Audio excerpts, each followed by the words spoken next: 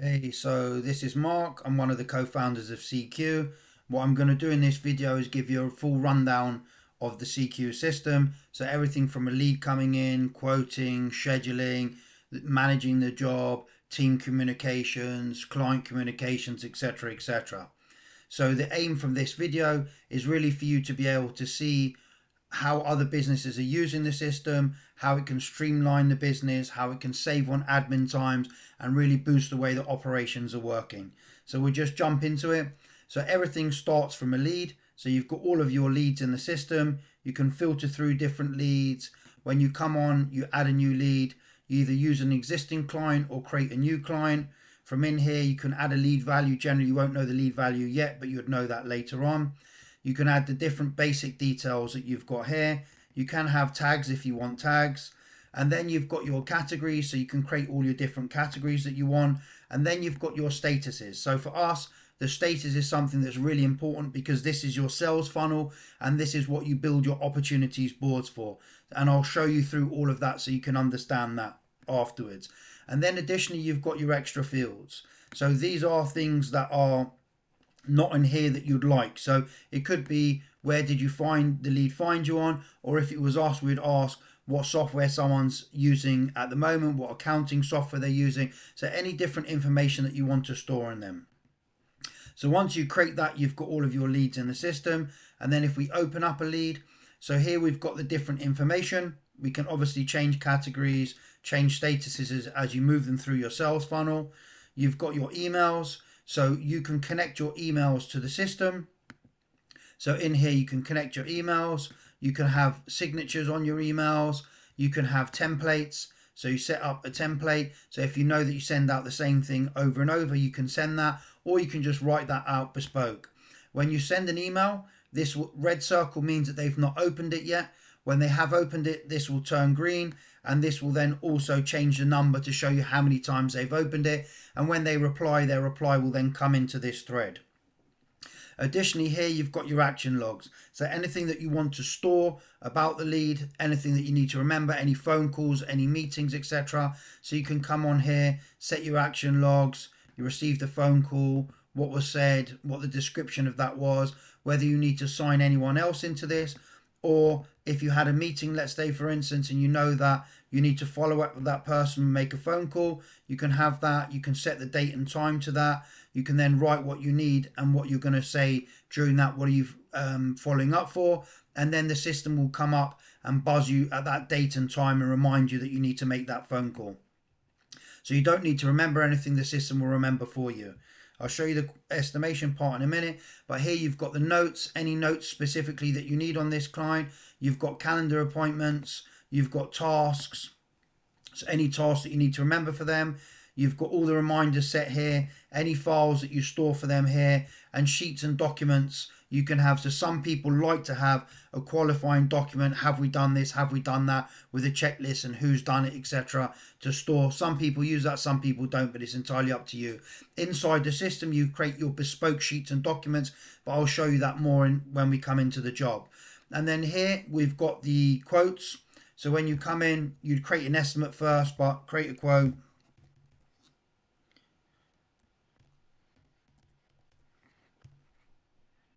And this will take you through to the estimation suite. So when we land here, the first thing that we're going to do is add an item, and that will open up everything. So firstly, you've got your library. So you've got all of your different products, and you can upload those via CSV file into the system, or you can just build your library over time by adding a new product, adding the pricing, adding what price group it goes into. You've got your colleagues. If you've got different hourly rates for them, you can have that in the system as well. So if some people work evenings or whatever, you can have that kind of stuff. You've got your assets, or any plant that you've got and their price that you've got for that. You can build packages in the system. So a package would be based on a square meterage. So for every square meter, say for a patio, you've got this, you use this amount of slab, this sand, this MOT, this labor, amount of labor, etc. What we say is that's not that accurate, but some people like to do it like that. You can have your merchants. So if you've got a CSV file from your merchant, you can upload that to have a list of all their products, so you've got their live pricing. But the real power of the system here is the calculators. So these calculators you can build bespoke, and you can build these as detailed and as complex as you want. So for the purpose of this, I'll just show you a round raised bed. So in here, we're asking for the radius and the wall height. We're asking for what cap style, brick on edge or coping stone, thickness for the wall, single or double, and whether foundation is required. Now, all the math is pre-built behind this form. So when I generate these products, what we've done on this is we've already pre-built what brick to use, what sand, etc. But you would have the bricks as an option, so you can select different bricks, etc. All we're asking is who's the labourer and how many bricks can they lay per hour. So once I generate this, because the system knows the dimensions of the bricks, it knows how many bricks are needed, it knows the cement, the mix, the concrete, etc. You've got your muck away, and then you've got your labourer at 50 bricks per hour. So we'll take them 18 hours. And once you're happy with that, you can add that to costing. So we come in here, raised bed. You can have your pre-built descriptions in here and then edit them as you want. If I wanted to add something from my product list into this, I could do so. If I'm going to put some plants in the raised bed or whatever, I can add those. But once I push this through, we've now got this here with the description, the total and the profit. But here, once we open this up, we can change any line item. So if we request for quote, we get a different price back. We can edit that and change that. And then additionally on this, when you set up the system, you're going to set up your profit margin. So for material, and you can have different materials and different margins, your labor, your plant, etc. So here you can see per line item what the profit is. So if you came up to this and you thought, right, we need to earn a lot more than that, you could come in here, change that to 150, and then automatically you will see this will update. And then at the top of this, you'll see what your profit margin is. So when you're happy with it, you could say, no, I'm not happy with that, I want to make more than that. So you're going to change this, etc. And then when you are happy, you can see that you've got this. You can preview this quote. So when you preview it, you can make these templates. There's multiple different templates you can use. You can decide what you want to show here. You can turn different things off. And then you can see here that we've got that listed out. Most people don't want to send their quote like that. So you can just close that, preview, and then you can see that it's closed. You could have a raised bed, a fence, etc., patio, and it will be listed differently. And when you come to email your quote, you can then preview that. And within the system, you can create these different documents. So you've got your branding, you've got your front cover, you've got the actual quote, you've got your terms of service, you've got your payment terms, you've got your closing document. So it looks much smarter. And again, this is coming from a template. So if you need to edit this specific to this job, you can come in, make any changes that you wanted, and that won't affect the template. So just be specific to this job. So once you've done that, you come back into the job, and here you can turn that to a job, and that will automatically connect to Sage, QuickBooks, Xero, and create that into a client and create that on the system, on the accounting system. And then just to show you your opportunities boards. So here you've got your different opportunities boards, and you can create these in whatever way. So this matches your exact sales funnel. So whether it's a new inquiry in, you've requested information, measured up, quoted, however you do things, you can do that. These will all order by when you reschedule. So if you create a reschedule, it will come with a date and time, and each board will order so that you can see what's the newest thing that you need to do. And you can track across your whole sales funnel. Again, you can drag and drop from here if you wanted as well, but this gives you a clear overview of where you are throughout your whole sales funnel.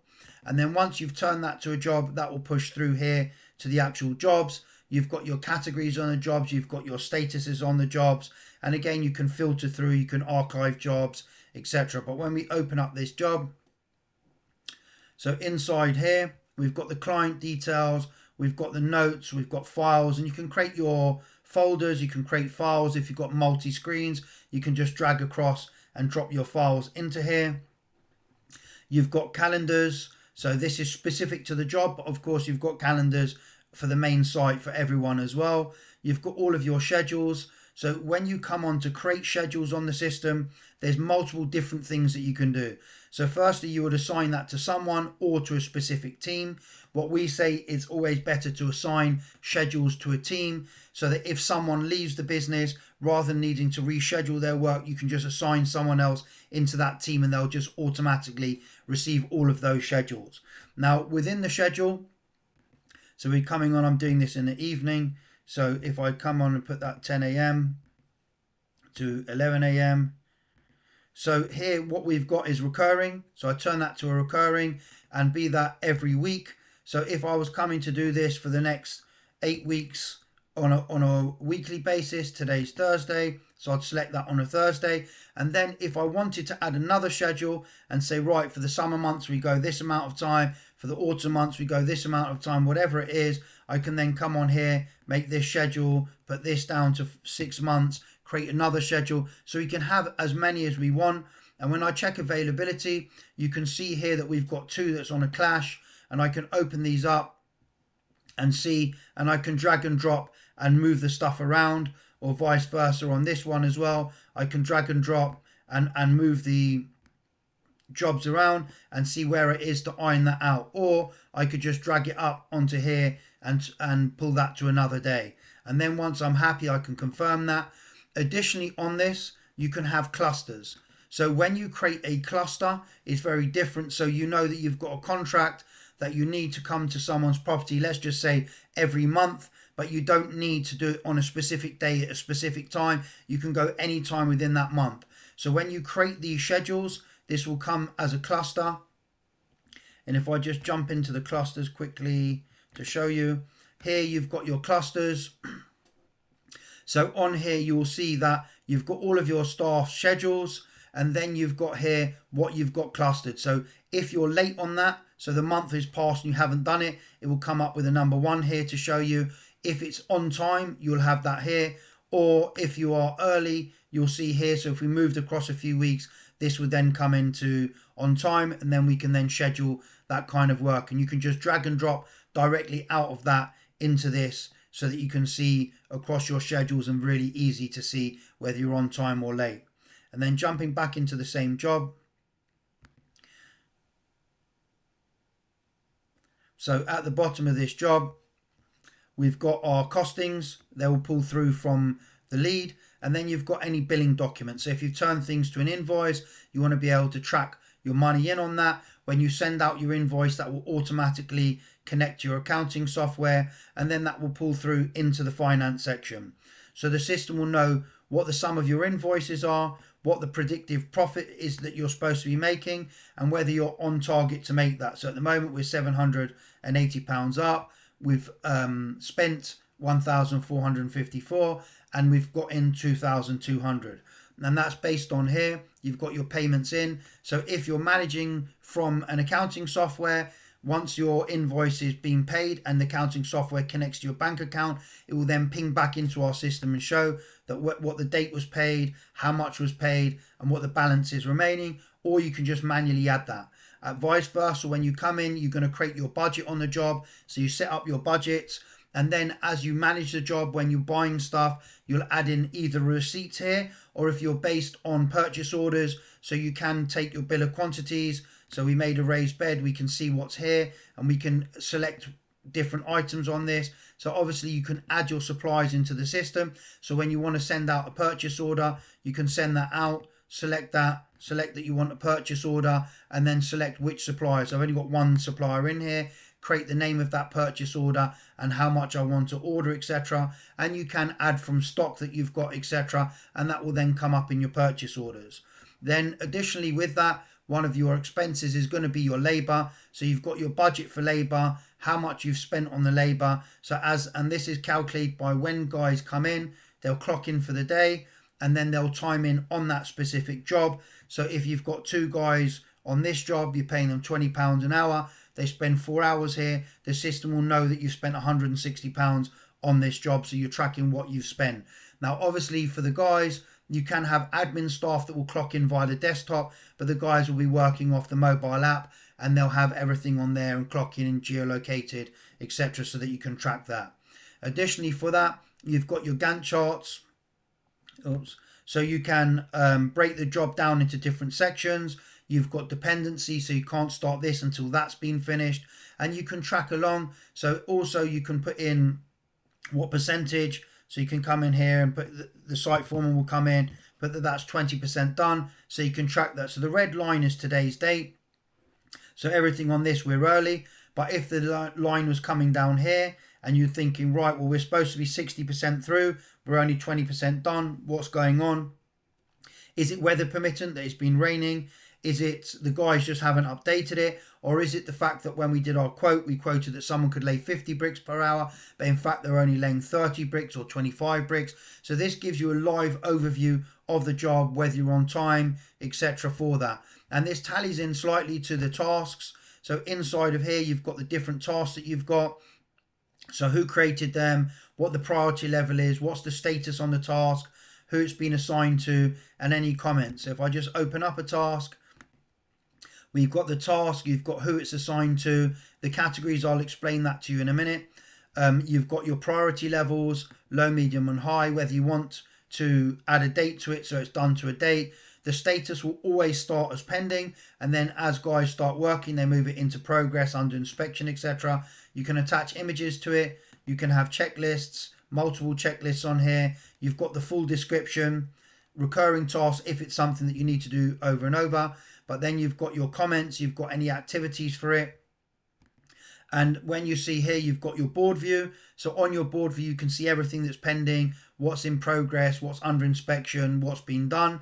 And then obviously here you've got your categories. So this is what I mentioned. So here you've got your categories. This could be a pond, it could be a fence. So this way you've got a ordered view of this. And then here you can see what your tasks are. You can drag and drop if you wanted to make something more important. You can drag and drop the boards if you wanted one board to be higher than the other, but it just gives you a neat organized way of viewing everything. And then you can have templates. So if you've got a template, you can create your templates before, and then when you've got a job, so if it's a patio, you know, you do loads of patios, you can just pull those tasks in and don't have to write them out from scratch. And then you've got your papers. So here you can, within the system, make master documents. So you can have your risk assessments on here. You can have COSH forms. You can have reports if you need people to write out reports, and you can add a signature box at the bottom. So if this is something that you want the customer to sign at the end, you can have that too. And then vice versa. Lastly, you've got your contracts. So here you've got legally binding contracts that you can create with people. You've got signature boxes at the end for people to sign, and that way, rather than using PandaDoc or DocuSign, you send those out, your signature's on there, the customer can go online, sign that, and you've got that legally binding contract. And then you've got your communications. So in the communications, it's the same as in the lead, but you're going to track all emails in here. You've got all your action logs. So if someone requires a change or something in the middle of the job, you store that, put that here, send that to someone else to maybe do a quote, etc. So within that, again, you do the same type of thing. You might assign that to someone else. One thing to mention is within the system, there are reminders. So if you need to send yourself a reminder, something that you want to remember that's coming up, be it for a lead, be it for a client, be it for a normal, or you could just have that for this job and you want to assign someone else something to that you want them to notify or remind them about, you can add that here anywhere through the site. And then that's pretty much everything on the job side of things. Just jumping in with the jobs, you've got your calendars. So this is the calendars for everybody. So this will start off being for yourself. If you want to see someone else's calendar, you can look at theirs. If you want to see everybody's calendar, you just take yourself out of it. You've got tasks. So this task will show you across all your jobs what's going on. So you might want to filter this, say, right, what's going on, who's got this, what's high priority that they've got, etc., etc. And you can filter down via the tasks. But one of the most important views here is your job schedules. So this shows you on a day basis what each person's got, how many hours they've got available. This, I haven't set the postcodes, but this would show you the postcodes. So if you wanted to look and find who's local to a specific job, you can add that. But what most people will use is the week view. So in the week view, instead of using the job, people will come on here, see the calendars across, see when they've got available time and have a look. You can also scroll across different weeks to see, have we got that same time available on most weeks before actually creating something. And then you can just click in here, select the job that you created and then schedule from there.